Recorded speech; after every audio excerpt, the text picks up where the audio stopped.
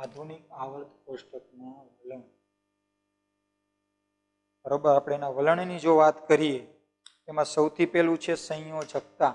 સંયોજકતા એટલે શું? સંયોજકતા કેને કહેશું? બરોબર છે, સમૂહમાં ઉપરથી નીચે આવીએ તો સંયોજકતા બદલાય છે, વધે છે કે ઘટે છે? આવર્તમાં ડાબી બાજુથી જમણી તરફ જઈએ તો સંયોજકતામાં શું ફેરફાર થાય છે એ આપણે સમજવું છે. તો સૌથી પહેલા જોઈએ સંયોજકતા. બરોબર છે, ખાસ ધ્યાન આપજો, જે આપણે 9મા ધોરણમાં શીખી ગયા છીએ.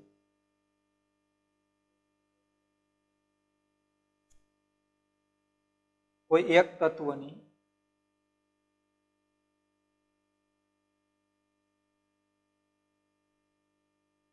અન્ય તત્વ સાથે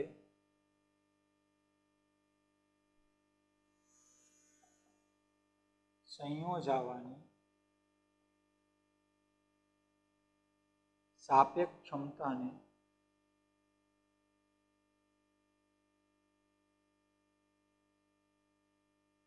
એ તત્વની સંયોજકતા કહે છે.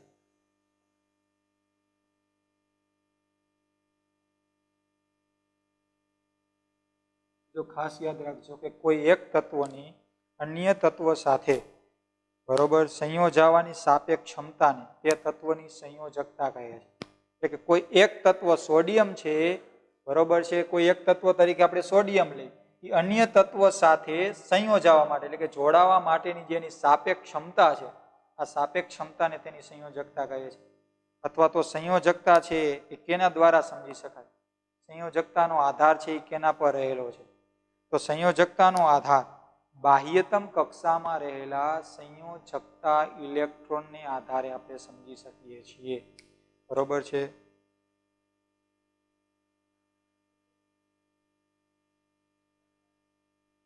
સંયોજકતાનો આધાર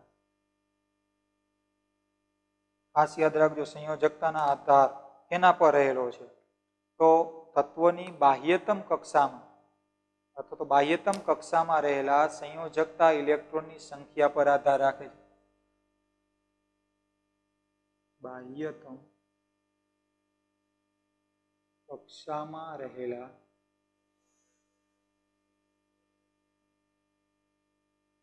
મહત્તમ બાહ્યતમ કક્ષામાં રહેલા ઇલેક્ટ્રોનની સંખ્યા પર આધાર રાખે છે.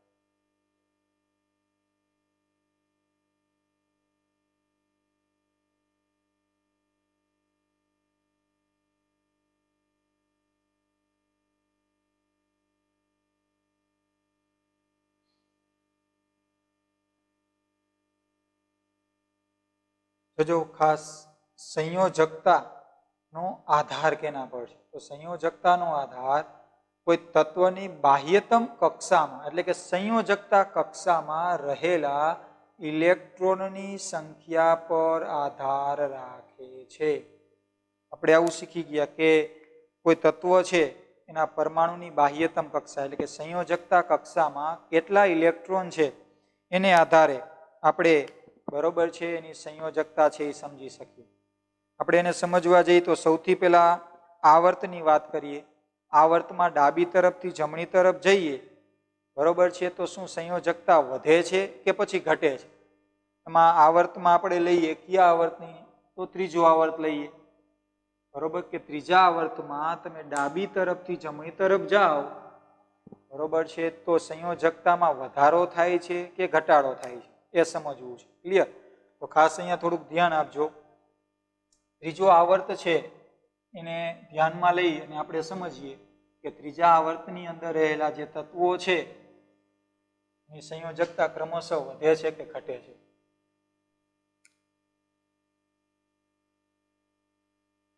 આવર્ત 3. આવર્ત 3 ની અંદર રહેલા તત્વો કયા છે? તો સોડિયમ,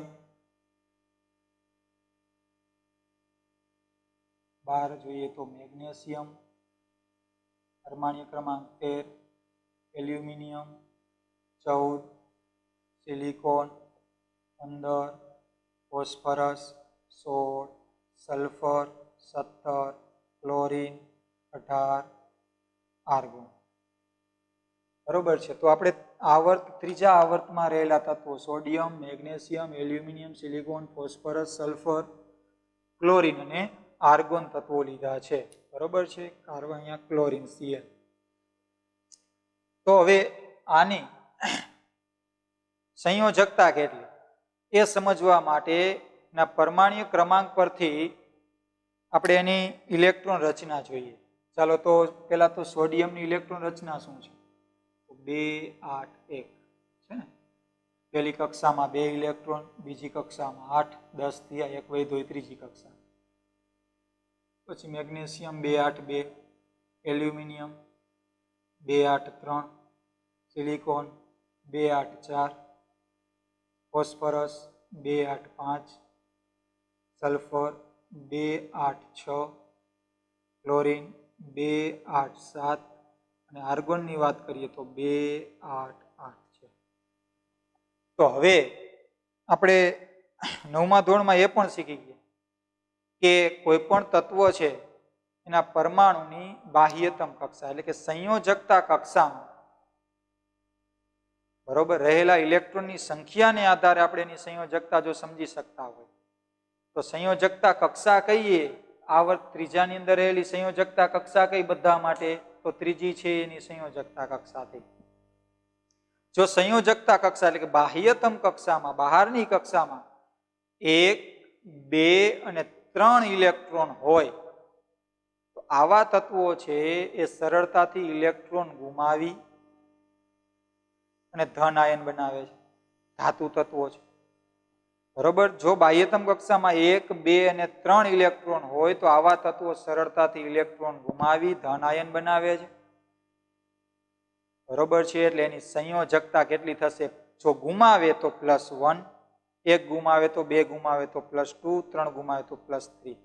પણ જો બાહ્યતમ કક્ષામાં 4 ઇલેક્ટ્રોન હોય તો એ અષ્ટક રચના પૂરી કરવા માટે નજીકના નિષ્ક્રિય વાયુ જેવી ઇલેક્ટ્રોન રચના પ્રાપ્ત કરવા માટે કાં તો એ 4 મેળવશે, કાં તો 4 ગુમાવશે અથવા તો 4 ઇલેક્ટ્રોનની ભાગીદારી કરશે. તેની સંયોજકતા +4 અથવા તો -4 કહેવાય. તો સૌથી પહેલા આપણે જોઈએ સોડિયમ, મેગ્નેશિયમ ને એલ્યુમિનિયમ. એની બાહ્યતમ કક્ષા એટલે કે સંયોજકતા કક્ષામાં 1 2 અને 3 ઇલેક્ટ્રોન છે. તો આવા તત્વો શું કરશે? નજીકના નિષ્ક્રિય વાયુ જેવી ઇલેક્ટ્રોન રચના અષ્ટક રચના પ્રાપ્ત કરવા માટે એ સરળતાથી ઇલેક્ટ્રોન ગુમાવે છે. તો આ 1 ઇલેક્ટ્રોન ગુમાવે છે. બરોબર. તો એની સંયોજકતા +1 થશે. મેગ્નેશિયમ 2 ગુમાવે છે તો એની સંયોજકતા +2. એલ્યુમિનિયમ 3 ગુમાવે છે તો +3. બરોબર. સોડિયમની સંયોજકતા 1, મેગ્નેશિયમની 2 અને એલ્યુમિનિયમની 3. પણ જો તત્વ ઇલેક્ટ્રોન ગુમાવે તો ધન આયન બનાવે છે. ચાલો એવી ને એવી વાત સિલિકોનની કરી. એની બાહ્યતમ કક્ષામાં 4 છે એટલે 4 ગુમાવે અથવા તો 4 મેળવે +or -4 અથવા તો 4 ઇલેક્ટ્રોનની ભાગીદારી. ફોસ્ફરસની વાત કરીએ તો 5 6 અને 7. જો ફોસ્ફરસ, સલ્ફર અને ક્લોરીન જેની બાહ્યતમ કક્ષામાં 5 6 અને 7 ઇલેક્ટ્રોન છે તો આવા તત્વો છે એ 5 ઇલેક્ટ્રોન ગુમાવવાને બદલે સરળતાથી 3 ઇલેક્ટ્રોન મેળવશે. જો બાહ્યતમ કક્ષામાં 6 હોય તો એ 6 ઇલેક્ટ્રોન ગુમાવવાને બદલે સરળતાથી 2 ઇલેક્ટ્રોન મેળવી અષ્ટક રચના પૂરી કરશે.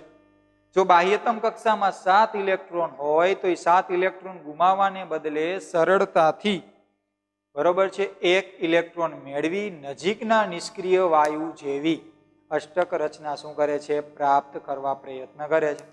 તો સમજી લઈએ કે ફોસ્ફરસ છે એની બાહ્યતમ કક્ષામાં 5 છે તો એ 5 ગુમાવવાને બદલે 3 મેળવશે. એટલે 5 ને 3 કેટલા થઈ ગયા? 8. અષ્ટક રચના પૂરી કરવા માટે 3 મેળવે તો માઇનસ ઋણાયન બનાવે છે. જે તત્વો ઇલેક્ટ્રોન મેળવે છે આ તત્વો ઇલેક્ટ્રોન મેળવી અને કેવા આયન બને છે? ઋણાયન બને છે. બરોબર છે. ત્યાર પછી વાત કરીએ સલ્ફર તો કેટલા આવશે? -2. 6 છે 2 મેળવી અષ્ટક રચના પૂરી કરશે. ક્લોરીન 7 છે 1 મેળવે તો -1. તો કહેવાનો મતલબ કે શરૂઆતમાં જોઈએ તો એ તત્વો છે એ ઇલેક્ટ્રોન ગુમાવે છે એટલે ધન આયન બને છે. એ ધાતુ તત્વો છે. પછી જોઈએ તો તત્વોની બાહ્યતમ કક્ષામાં 5, 6 અને 7 ઇલેક્ટ્રોન છે. તો આવા તત્વો અષ્ટક રચના પૂર્ણ કરવા માટે 3, 2 અને 1 ઇલેક્ટ્રોન મેળવે છે અને અનુક્રમે ઋણાયન બનાવે છે. અધાતુ તત્વો છે. એટલે જોઈએ તો આવર્તમાં ડાબી બાજુથી જમણી તરફ જઈએ તો પેલા એની સંયોજકતા ક્રમશઃ વધે છે. ક્યાં સુધી વધે છે? 1 થી 4 સુધી ક્રમશઃ વધે છે અને પછી એની સંયોજકતા ક્રમશઃ ઘટતી જાય છે. ઘટીને કેટલી થઈ જાય છે? 0. કારણ કે અહીંયા ઇલેક્ટ્રોન ગુમાવશે પણ નહીં અને મેળવશે પણ નહીં આર્ગોન, કારણ કે એની બાહ્યતમ કક્ષા પૂર્ણ છે એટલે એની સંયોજકતા 0 થશે. એટલે આપણે જોઈએ તો આવર્તમાં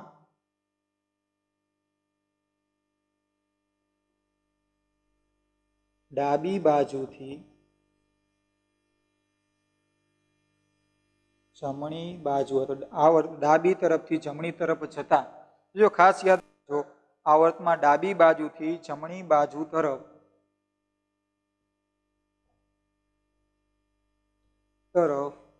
જતા સંયોજકતા પહેલા 1 થી ત્યાં સુધી 4 સુધી વધે છે. ત્યારબાદ 4 થી ઘટીને 0 થાય છે. એટલે 4 થી ઘટીને કેટલી થઈ જાય છે? 0 થઈ જાય. એટલે શરૂઆતમાં આવર્તમાં જોઈએ તો સંયોજકતા 4 સુધી વધે અને પછી 4 થી ઘટી અને છેલ્લું જે સમૂહ છે એમાં રહેલું આર્ગોન છે એ નિષ્ક્રિય વાયુ છે, એટલે ઇલેક્ટ્રોન ગુમાવે પણ નહીં અને મેળવે પણ નહીં. એટલે અહીંયા સંયોજકતા છે એ 0 થઈ જાય. આપને એટલી ખબર પડી કે આવર્તમાં ડાબી તરફથી જમણી તરફ, તો ડાબી બાજુથી જમણી બાજુ જઈએ તો પેલા સંયોજકતા ક્રમશઃ વધે અને પછી સંયોજકતા ક્રમશઃ છે એ શું થાય છે? ઘટે છે. ક્લિયર? ચાલો એવી ને એવી વાત કરીએ. અહીંયા આપણે આવર્તની વાત કરી, સમૂહની વાત કરીએ તો સમૂહમાં શું થાય છે? સંયોજકતા વધે છે કે ઘટે છે? ચાલો પહેલા જ સમૂહની વાત કરીએ. પહેલા સમૂહમાં ઉપરથી નીચે આવીએ, બરાબર છે? સમૂહમાં ઉપરથી નીચે આવી, ડાબીથી જમણી તરફ ન જવાય. સમૂહમાં ઉપરથી નીચે તરફ જેમ આવશું, બરોબર છે, તેમ એની સંયોજકતા વધે છે કે ઘટે છે? તો સામાન્ય છે, આપણે શીખી ગયા કે સમૂહ 1 ની અંદર જે કાંઈ તત્વો રહેલા છે એની સંયોજકતા કક્ષામાં ઇલેક્ટ્રોનની સંખ્યા હંમેશા સમાન જ હોય. જો સમૂહ 1 ની અંદર રહેલા તત્વો છે તો એ દરેક તત્વોની સંયોજકતા કક્ષામાં 1 જ ઇલેક્ટ્રોન હશે. એટલે સંયોજકતા ઇલેક્ટ્રોનની સંખ્યા સમાન હોય એટલે 1 જ ઇલેક્ટ્રોન હશે. જો બીજો સમૂહ હોય તો બીજા સમૂહ છે એની અંદર જે કાંઈ તત્વો છે બધા જ તત્વોની સંયોજકતા કક્ષામાં ઇલેક્ટ્રોનની સંખ્યા કેવી હોય? સમાન. અને સંયોજકતા ઇલેક્ટ્રોન કેટલા હશે? તો 2 જ હશે. એટલે સમૂહમાં ઉપરથી નીચે આવીએ એમ એની સંયોજકતામાં કોઈ જ ફેરફાર થતો નથી. એની સંયોજકતા છે એ બદલાતી નથી. સંયોજકતા સમાન જ રહે છે. સમૂહ 1 હોય તો બધાની બાહ્યતમ કક્ષામાં 1 જ ઇલેક્ટ્રોન હોય તો બધાની સંયોજકતા સમાન. સમૂહ 2 હોય, ઉપરથી નીચે આવો તો બધાની બાહ્યતમ કક્ષામાં 2 જ ઇલેક્ટ્રોન હોય. એ બધાની સંયોજકતા કેવી રહે છે? સમાન જ રહે છે. તો ચાલો આપણે જોઈએ. આવર્તની વાત કરી એવી રીતે સમૂહમાં ઉપરથી નીચે તરફ જતા સંયોજકતા સમાન જ જળવાઈ રહે છે.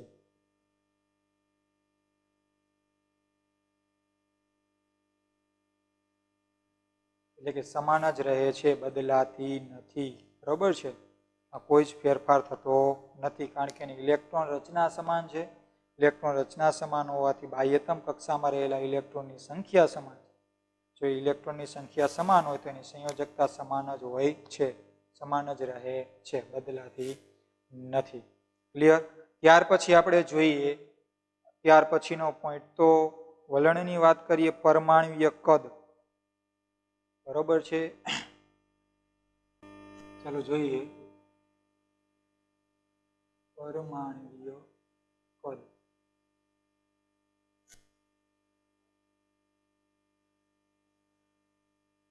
પરમાણ્વીય કદ શબ્દ એ પરમાણ્વીય ત્રિજ્યાનો ઉલ્લેખ કરે છે. પરમાણ્વીય ત્રિજ્યાનો ઉલ્લેખ કરે છે.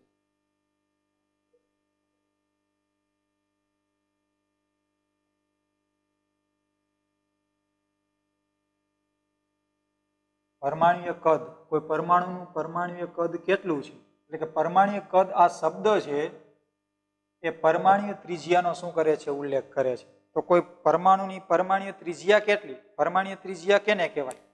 તો પરમાણ્વીય ત્રિજ્યા મતલબ કે કોઈ એક સ્વતંત્ર પરમાણુના, જો સ્વતંત્ર કોઈ એક સ્વતંત્ર પરમાણુના પરમાણુ કેન્દ્રથી બાહ્યતમ અથવા તો બહારની કક્ષા વચ્ચેના અંતરને પરમાણ્વીય ત્રિજ્યા કહે છે. તો ખાસ યાદ રાખવાનું કે પરમાણ્વીય ત્રિજ્યા એટલે શું? બરોબર, એક સ્વતંત્ર પરમાણુના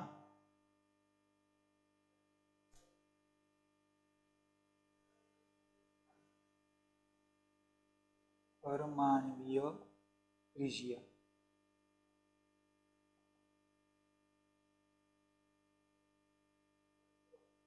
એક સ્વતંત્ર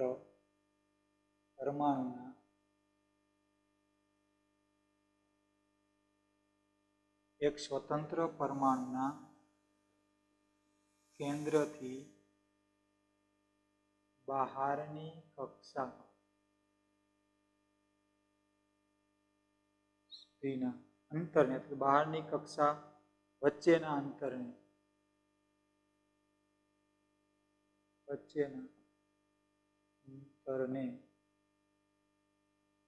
પરમાણ્વીય ત્રિજ્યા કહે છે.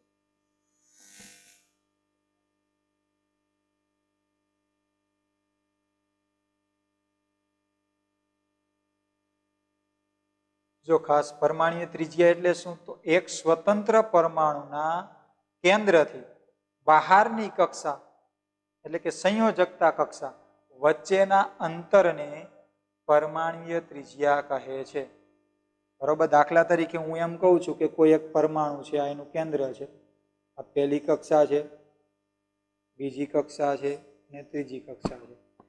તો પરમાણ્વીય ત્રિજ્યા કેને કહેશું? શું કેન્દ્રથી પહેલી કક્ષા સુધીના અંતરને? શું પરમાણુના કેન્દ્રથી બીજી કક્ષા સુધીના અંતરને?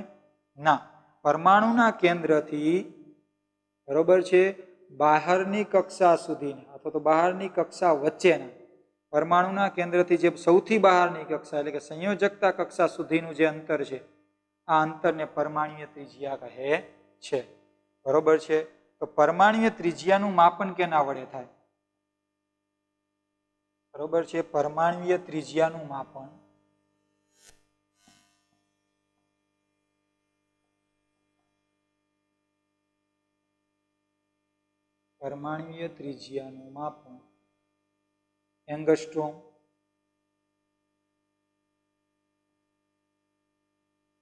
એંગસ્ટ્રોમ વડે અને પાઇકોમીટર વડે થાય છે. એટલે કે PM વડે થાય છે. પરમાણ્વીય ત્રિજ્યા છે એનું માપન છે, બરોબર છે, એંગસ્ટ્રોમ અથવા તો પાઇકોમીટર એના વડે થાય છે. જો આપણે હાઇડ્રોજનના પરમાણ્વીય ત્રિજ્યાની વાત કરીએ તો એની પરમાણ્વીય ત્રિજ્યા કેટલી છે? હાઇડ્રોજનની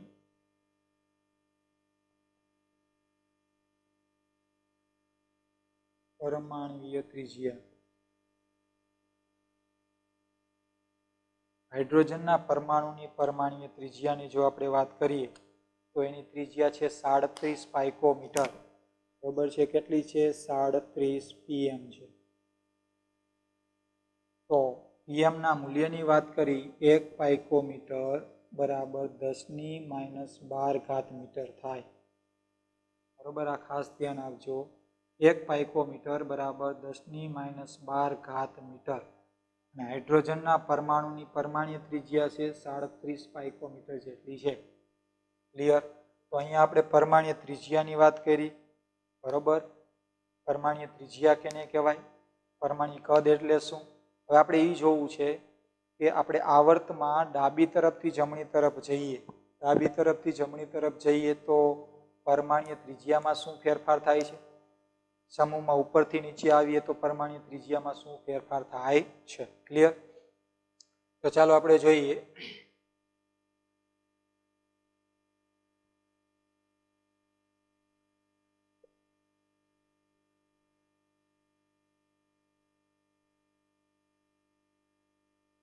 સૌથી પહેલા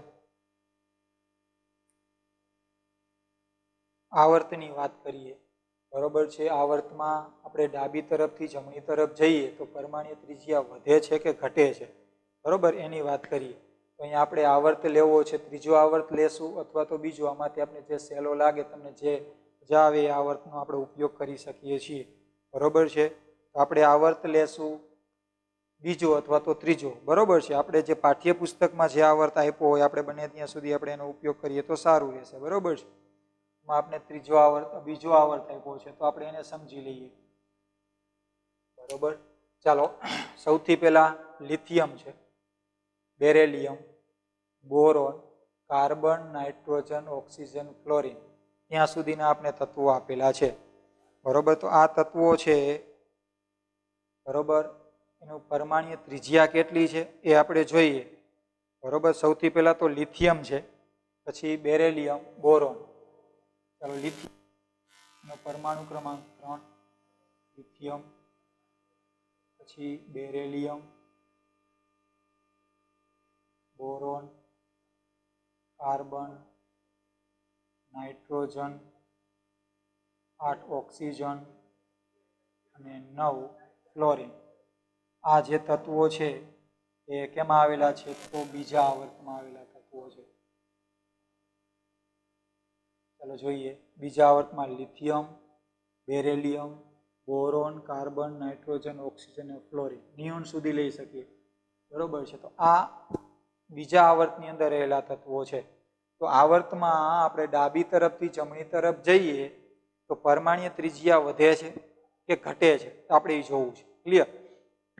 તો સૌથી પહેલા આપણે જોઈએ લિથિયમ છે, બરોબર છે. એના પરમાણુની વાત કરી તો એની ઇલેક્ટ્રોન રચના પહેલા આપણે લખી લઈએ એટલે આઈડિયા આવશે. જોઈએ તો 2 1, પછી 2 2, 2 3, કાર્બનની 2 4, નાઇટ્રોજન 2 5, ઓક્સિજન 2 6 અને ફ્લોરિન છે 2 7 છે. એની ઇલેક્ટ્રોન રચના. હવે આપણે વાત કરી પરમાણ્ય ત્રિજ્યા માટે.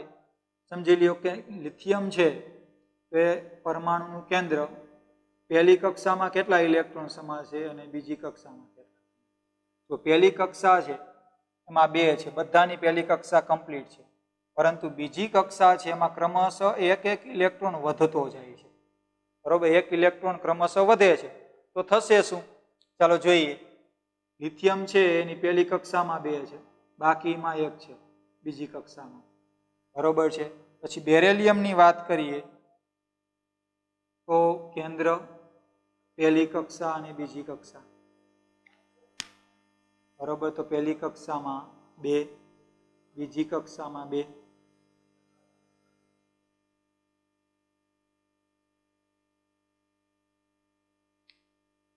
ત્યાર પછી બોરોન નું કેન્દ્ર છે, પહેલી કક્ષા, બીજી કક્ષા. તો પહેલી કક્ષામાં કેટલા સમાય છે 2, બીજી કક્ષામાં 1 2 3. એટલે કહેવાનો મતલબ છે ક્રમશઃ બીજી કક્ષામાં ઇલેક્ટ્રોન છે એ વધુ ગોઠવાય છે. પહેલી કક્ષા, બીજી, પહેલી કક્ષા, બીજી કક્ષા, પહેલી કક્ષા અને બીજી કક્ષા.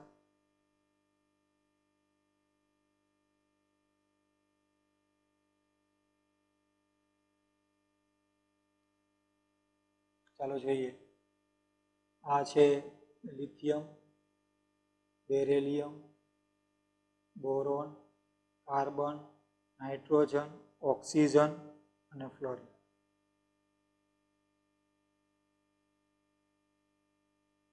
તો બોરોનમાં બાહ્યતમ કક્ષામાં 3, કાર્બનમાં કેટલા છે? પહેલી કક્ષામાં 2 અને બીજી કક્ષા છે એમાં 4 ઇલેક્ટ્રોન છે. અહીંયા પહેલી કક્ષામાં 2, નાઇટ્રોજનમાં કેટલા થશે?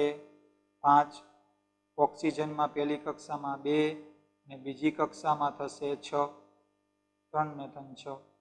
ક્લોરીનમાં પહેલી કક્ષામાં 2 ની પછીની કક્ષામાં જોઈએ તો 7.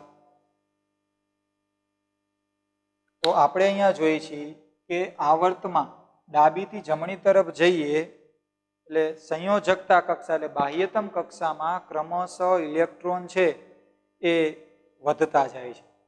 ઇલેક્ટ્રોન વધે છે એટલે કેન્દ્રીય વીજભાર પણ વધે છે. કેન્દ્રીય વીજભાર એટલે જો ડાબીથી જમણી તરફ જઈએ એટલે પરમાણુ ક્રમાંક વધે. પરમાણુ ક્રમાંક વધે એટલે ઇલેક્ટ્રોનની સંખ્યા વધે. એટલે બાહ્યતમ કક્ષામાં ક્રમશઃ ઇલેક્ટ્રોન વધતા છે. ઇલેક્ટ્રોન જેટલા વધે એટલે સામેનો કેન્દ્રીય વીજભાર વધે. કેન્દ્રીય વીજભાર એટલે કેન્દ્રમાં પ્રોટોનની સંખ્યા વધે. એટલે કેન્દ્રીય ધન વીજભાર વધે છે. એટલે કેન્દ્રીય વીજભાર વધવાથી કેન્દ્ર પરનું જે આકર્ષણ છે ઇલેક્ટ્રોન પ્રત્યેનું, આ આકર્ષણ વધે છે. આકર્ષણ વધવાથી બરોબર છે કેન્દ્ર અને ઇલેક્ટ્રોન વચ્ચેનું કદ ઘટે છે. એટલે જેમ ઇલેક્ટ્રોનની સંખ્યા ક્રમશઃ વધે બાહ્યતમ કક્ષામાં બરોબર છે એમ ઇલેક્ટ્રોન અને કેન્દ્ર વચ્ચે આકર્ષણ વધે. આકર્ષણ વધે એટલે તેમની વચ્ચેનું અંતર ઘટે. અંતર ઘટે એટલે પરમાણ્વીય ત્રિજ્યા ઘટે છે. આપણે ખાસ યાદ રાખવાનું બરોબર છે. એટલે પરમાણ્વીય કદ ઘટે છે. એટલે આવર્તમાં ડાબી બાજુથી જમણી તરફ પરમાણ્વીય ત્રિજ્યામાં શું થાય છે? ઘટાડો થાય છે. આપણે જોઈએ આમ પરમાણ્વીય ત્રિજ્યા છે એ શું થાય છે? ઘટે છે.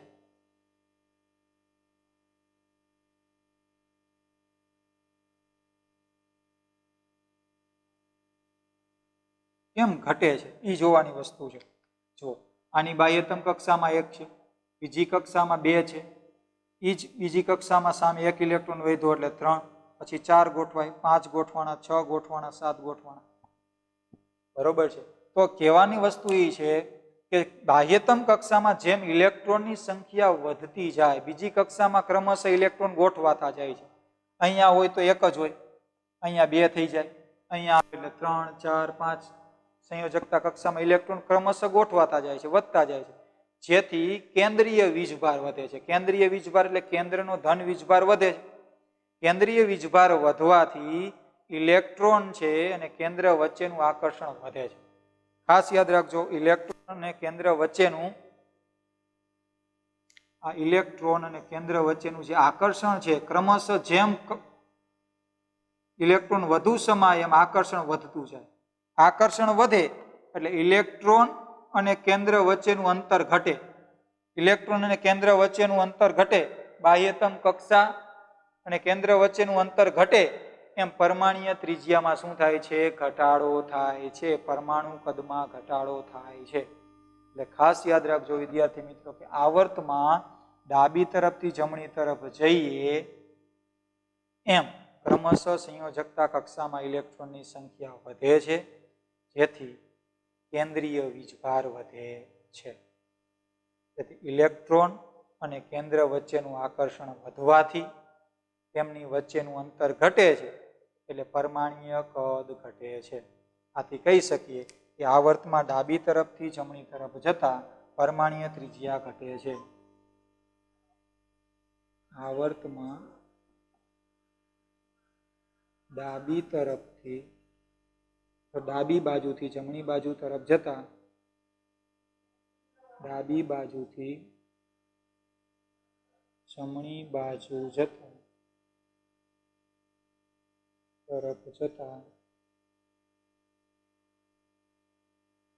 પરમાણ્વીય ત્રિજ્યા ઘટે છે. શું કામ ઘટે છે? ખબર પડી ગઈ. કેન્દ્રીય વીજભાર વધે છે તેથી ઇલેક્ટ્રોન પ્રત્યેનું આકર્ષણ વધે એટલે ઇલેક્ટ્રોન છે કેન્દ્રની તરફ નજીક આવે. નજીક આવે એટલે પરમાણુનું જે કદ છે કદમાં શું થતો જાય છે? ક્રમશઃ પરમાણુ છે નાના થતા જાય છે. બરોબર. એટલે કે પરમાણ્વીય ત્રિજ્યા છે એ શું થાય છે? ઘટે છે. ક્લિયર? હવે આપણે વાત કરી અહીંયા આવર્તની વાત કરી. હવે આપણે સમૂહની વાત કરી.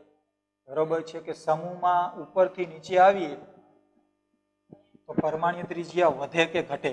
બરોબર છે.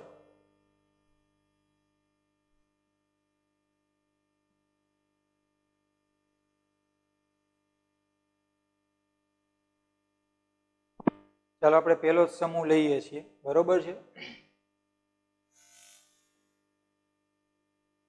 સમૂહ 1.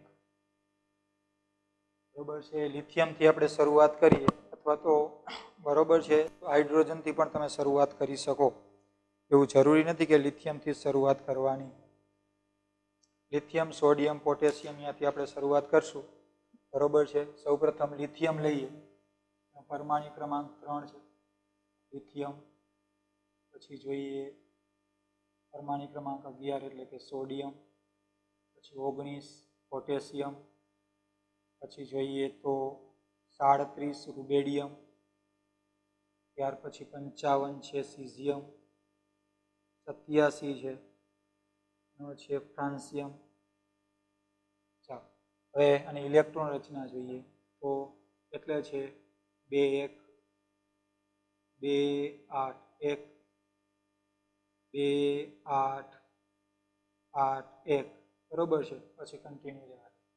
અહીંયા આપણે બરોબર છે એને જોઈએ કે ક્રમશઃ શું થાય છે. તો પહેલી કક્ષા પેલા લિથિયમનો પરમાણુ દોરી. પહેલી કક્ષા છે અને અહીંયા બીજી કક્ષા. બરોબર. સોડિયમમાં જોઈએ તો કેટલી કક્ષા છે? 1 2 3 કક્ષા. પોટેશિયમમાં કેટલી કક્ષા? તો 4. 1 2 3 4. રૂબેડિયમમાં જોઈએ તો 1 2 3 4 અને રૂબેડિયમ 5મા આવર્તમાં છે તો 5 કક્ષા હોય. સીઝિયમની વાત કરીએ તો પહેલી કેન્દ્ર છે, પહેલી કક્ષા, બીજી, ત્રીજી, ચોથી, 5મી. સીઝિયમ 6ઠા આવર્તમાં છે તો 6 કક્ષા હશે. બરોબર છે. અને ફ્રાન્સિયમની વાત કરીએ તો પહેલી કક્ષા, બીજી કક્ષા, ત્રીજી, ચોથી, 5મી, 6ઠ્ઠી અને એની 7 છે. 7મો આવર્ત છે તો 7 કક્ષા હશે. તો આપણે ઉપર સમૂહ છે ઉપરથી નીચે આવીએ તો લિથિયમ છે એ પહેલા સમૂહમાં, બધા પહેલા સમૂહમાં છે.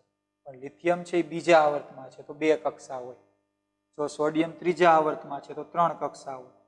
પોટેશિયમ ચોથા આવર્તમાં છે તો 4 કક્ષા હોય. આપણે આવું શીખી ગયા કે જે તત્વો જે આવર્તમાં હોય એટલી કક્ષા હોય. દાખલા તરીકે હું એમ કહું કે પોટેશિયમ છે ચોથા આવર્તમાં છે તો એમાં ઇલેક્ટ્રોનની ગોઠવણી 4 કક્ષામાં થઈ હોય. બરોબર છે. તો અહીંયા જોઈએ આપણે જો લિથિયમનું પરમાણુના કેન્દ્રથી બાહ્યતમ કક્ષા સુધીનું અંતર, સોડિયમમાં પરમાણુના કેન્દ્રથી બાહ્યતમ કક્ષા સુધીનું અંતર, પોટેશિયમમાં પરમાણુના કેન્દ્રથી બાહ્યતમ કક્ષા સુધીનું અંતર, રૂબેડિયમ છે એના પરમાણુના કેન્દ્રથી બાહ્યતમ કક્ષા મતલબ કે સંયોજકતા કક્ષા સુધીનું અંતર, સીઝિયમના પરમાણુના કેન્દ્રથી બાહ્યતમ કક્ષા સુધીનું અંતર અને ફ્રાન્સિયમના પરમાણુના કેન્દ્રથી બાહ્યતમ કક્ષા સુધીનું અંતર આપણે જોઈએ તો ક્રમશઃ શું થતું જાય છે? વધતું જાય છે. પરંતુ બાહ્યતમ કક્ષામાં ઇલેક્ટ્રોનની સંખ્યા તો સમાન જ છે. કેમ સમાન છે? તો આપેલ બધા જ તત્વો છે સમૂહ 1માં છે. જુઓ, સમૂહ 1ના દરેક તત્વની બાહ્યતમ કક્ષામાં કેટલા ઇલેક્ટ્રોન હશે? બધાની બાહ્યતમ કક્ષામાં 1 જ ઇલેક્ટ્રોન હશે. કેટલા ઇલેક્ટ્રોન હશે? 1 જ. વધારે ઇલેક્ટ્રોન હશે? 1 જ ઇલેક્ટ્રોન હશે. એટલે સમૂહમાં ઉપરથી નીચે આવીએ, સમૂહમાં ઉપરથી નીચે આવીએ એમ ક્રમશઃ કક્ષા ઉમેરાય છે. જુઓ, પેલા લિથિયમમાં કેટલી હતી? 2, પછી સોડિયમમાં 3, પછી 4, 5, 6 અને 7. એટલે સમૂહમાં ઉપરથી નીચે આવીએ એમ ક્રમશઃ કક્ષા ઉમેરાય છે. કક્ષા ઉમેરાય છે. બરોબર. પરંતુ એની બાહ્યતમ કક્ષામાં ઇલેક્ટ્રોનની સંખ્યા કેટલી છે? સમાન છે. બાહ્યતમ કક્ષામાં ઇલેક્ટ્રોનની સંખ્યા સમાન છે. એટલે ઉપરથી નીચે આવીએ એમ પરમાણ્વીય ક્રમાંક વધે છે. પરમાણ્વીય ક્રમાંક વધવાથી કેન્દ્રીય વીજભાર પણ વધે છે. શું વધે છે? કેન્દ્રીય ધન વીજભાર વધે છે. બરોબર. કેન્દ્રીય ધન વીજભાર વધે છે. એની સાથે સાથે કક્ષા પણ ઉમેરાય છે. જો એક કક્ષા વધતી જાય છે, કક્ષા વધે છે તો કેન્દ્રથી સંયોજકતા કક્ષા સુધીનું અંતર છે એ ક્રમશઃ વધ્યું. જો કક્ષા કેન્દ્રથી સંયોજકતા કક્ષા સુધીનું અંતર ક્રમશઃ વધતું જાય છે, સામે કેન્દ્રીય વીજભાર પણ વધે છે. કેન્દ્રીય વીજભાર વધવા છતાં સમૂહમાં ઉપરથી નીચે આપણે આવીએ છીએ એટલે પરમાણ્વીય ત્રિજ્યા ક્રમશઃ વધે છે. તો ખાસ યાદ રાખજો વિદ્યાર્થી મિત્રો કે સમૂહમાં ઉપરથી નીચે જતા પરમાણ્વીય ત્રિજ્યા છે એ ક્રમશઃ વધે છે, પરમાણુનું કદ ક્રમશઃ વધે છે. સમૂહમાં ઉપરથી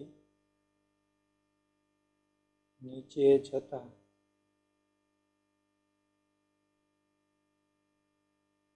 પરમાણ્વીય ત્રિજ્યા ક્રમશઃ વધે છે. પરમાણ્વીય ત્રિજ્યા છે એમાં ક્રમશઃ શું થાય છે? વધારો થાય. શું કામ થયો વિદ્યાર્થી મિત્રો? સાવ સહેલું છે કે સમૂહમાં ઉપરથી નીચે તરફ જઈએ બરોબર, એમ કક્ષામાં ક્રમશઃ ઉમેરો થતો જાય છે, જેથી પરમાણુના કેન્દ્રથી સંયોજકતા કક્ષાનું અંતર વધે છે. બરોબર છે, અંતર વધે છે, સાથે કેન્દ્રીય વીજભાર વધે છે. કેન્દ્રીય વીજભાર વધવા છતાં બરોબર છે કેન્દ્રનું ઇલેક્ટ્રોન પ્રત્યેનું આકર્ષણ છે એ ઘટે છે. શું કામ ઘટે છે? તો અંતર વધ્યું, જેમ અંતર વધે એમ કેન્દ્રનું ઇલેક્ટ્રોન પ્રત્યેનું આકર્ષણ ઘટે. બરોબર છે, જેથી કરીને આપણે જોઈએ તો સમૂહમાં ઉપરથી નીચે તરફ આવતા જઈએ એમ પરમાણુની જે ત્રિજ્યા છે એમાં શું થતો જાય છે? વધારો થતો જાય છે, પરમાણુનું કદ વધે છે. તો ખાસ એક યાદ રાખવાનું, આપણે જોઈએ તો એની બરોબર છે પરમાણ્વીય કદ કેટલું છે જે આપણે અહીંયા આપેલું છે. જુદા જુદા તત્વો લિથિયમ, સોડિયમ, પોટેશિયમ, રૂબેડિયમ, સીઝિયમ અને ફ્રાન્સિયમ. બરોબર, તો આપણે લિથિયમની વાત કરી બરોબર, તો એનું પરમાણ્વીય કદ છે 152 છે. આનું પરમાણ્વીય કદ 152 માઇક્રોમીટર છે. ત્યાર પછી જોઈએ સોડિયમનું, તો એનું છે 186. બરોબર છે, આ સોડિયમનું છે. પછી પોટેશિયમની વાત કરીએ તો એનું 231 છે. ત્યાર પછી રૂબેડિયમની વાત કરીએ બરોબર છે તો એનું છે 246. ત્યાર પછી આપણે સીઝિયમની વાત કરીએ તો સીઝિયમનું પરમાણ્વીય કદ 262 છે. અને ફ્રાન્સિયમની વાત કરીએ તો એનું પરમાણ્વીય કદ છે 275 છે. આપણે જોઈ શકીએ છીએ ક્રમશઃ પરમાણ્વીય કદમાં શું થતો જાય છે? વધારો. શું કામ થયું? તો એ સાવ સામાન્ય છે. સમૂહમાં ઉપરથી નીચે આવીએ એમ કક્ષા ક્રમશઃ વધતી જાય. બરોબર છે, કક્ષા વધે છે બરોબર, સામેનો પરમાણ્વીય જે વીજભાર છે, કેન્દ્રીય વીજભાર છે એ વધે છે, પરંતુ બાહ્યતમ કક્ષામાં ઇલેક્ટ્રોનની સંખ્યા તો સમાન જ છે. એટલે ઇલેક્ટ્રોન અને કેન્દ્ર વચ્ચેનું જે આકર્ષણ છે એ ક્રમશઃ શું થતું જાય છે? નીચે આવી એમ ઘટતું છે. આકર્ષણ ઘટે બરોબર છે, એટલે એની પરમાણ્વીય ત્રિજ્યા વધે. પરમાણ્વીય ત્રિજ્યા વધે એટલે પરમાણ્વીય કદ વધે છે એમ કહેવાય. અહીંયા વિદ્યાર્થી મિત્રો આપણે જોયું આધુનિક આવર્ત કોષ્ટકના વલણમાં બરોબર એની સંયોજકતા જોઈ અને આપણે એનું પરમાણ્વીય કદ પણ જોયું. બરોબર છે, તો સમૂહમાં જોઈએ ઉપરથી નીચે આવીએ તો પરમાણ્વીય કદ છે વધે છે, એટલે કે પરમાણ્વીય ત્રિજ્યા વધે છે. આવર્તમાં ડાબી તરફથી જમણી બાજુ તરફ જઈએ બરોબર, તો પરમાણ્વીય કદ છે એ શું થાય છે? ઘટે છે. મતલબ કે પરમાણ્વીય ત્રિજ્યા છે એ ઘટે છે. Thank you.